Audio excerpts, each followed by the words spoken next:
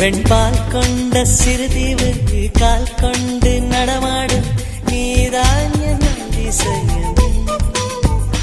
உலகில் ஏழல்ல அதிசயங்கள் வாய் பேசும் பூவே நீ எட்டாவது அதிசயமே.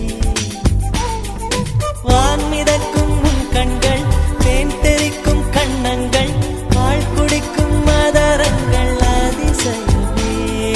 நங்கை கொண்ட வீரல்கள் அதிசயமே. நகம் என்ற கிரீடம் அதிசயமே. அசையும் வளைவுகள் அதிசயமே.